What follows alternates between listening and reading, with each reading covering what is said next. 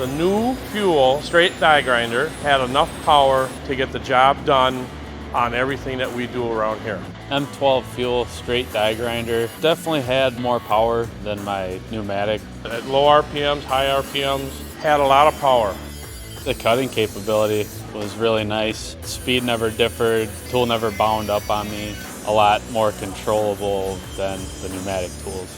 It's unique to have the 3 speeds on the die grinder for aluminum access for the softer metal, and then when you run it with steel, you have a higher RPM. The pneumatic stuff, the consistency is not there. Having the set modes just made my life a lot easier using it. Lighter, it's nice and small, versus the cord ones are big and bulky. I don't have to worry about the cords on the ground.